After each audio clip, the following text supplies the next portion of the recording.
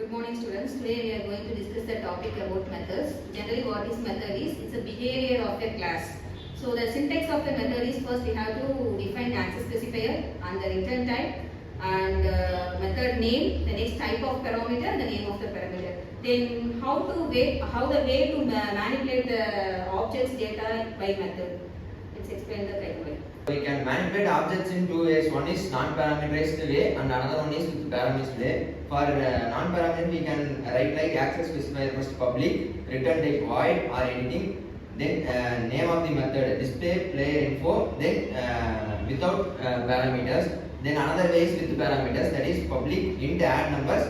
Inside the bracket we can give int num1 and int num2 as parameters.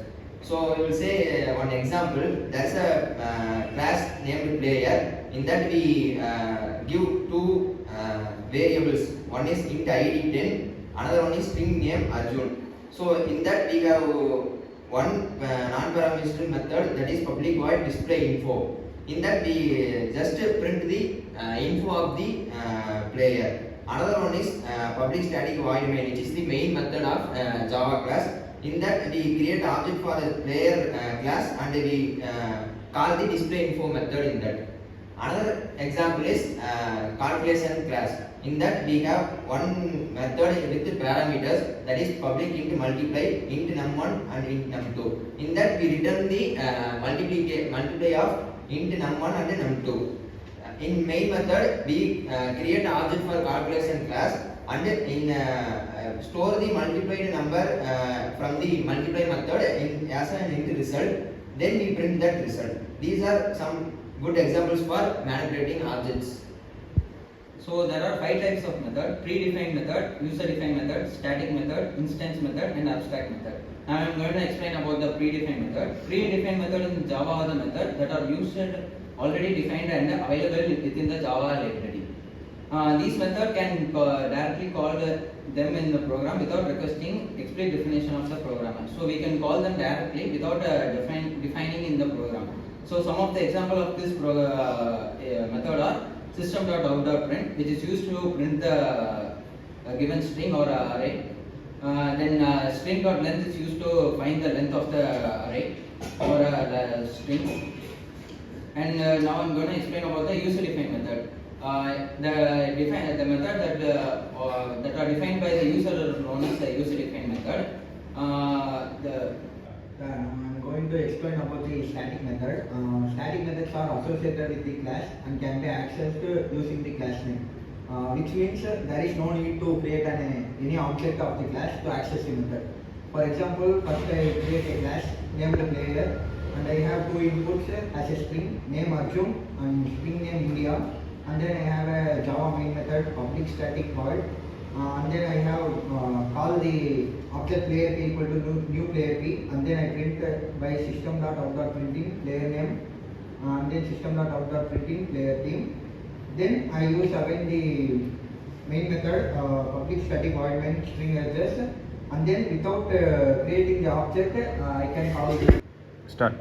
Yeah, now I'm going to explain about the static method. Static methods are associated with, now I'm going to explain about the static method. Static methods are associated with the class and can be accessed using the class name, which means there is no need to create an object of the class to access the method. For example, I can create a class named player, and then I have two inputs as a string, one name Arjun and then team name India. And then I use the display method public static void display, and then I can call the function name player p equal to new player, and then I print the name and the team name. Without creating the object, I can call the class name and print that team name India and the player name Arjun. Next topic is instance method. All the non-static methods are known as instance method. And next to that, the last method is the abstract method. Abstract method is one of which we don't give any definition, which means we don't have the one class or other more than class to use in the abstract method. We only declare a method but don't provide its body. We have to write abstract after access modifier to declare a method as abstract. For example, if we need to write abstract method, we have to write abstract class player and then two inputs as name Arjun and then team India. And as same as the static method, we can also call the object with creating the object or without creating the object. We will see about the types of attribute. And there are two types of attributes. One is instance attributes, another one is static attributes. Instant attributes and static both are defined in the class and not in method, outside method and inside the class. The use of instance method is we create object and call those attributes with the object. But the static attributes are called by the class name, not by the object. So we will see one example. We have class name cricketer. There are three attributes that are instance attributes: private string name, private int age, private string type. Another one is static variable, static attribute, that is private static string sport name. Now in the main method we create a object for the cricketer class. With that object we can call name, age and type because they are instance attributes. But when we call the sport name attribute, that is static, so we call it by cricketer dot sport name because it's a static attribute. So this is the difference between instance attribute and static attribute.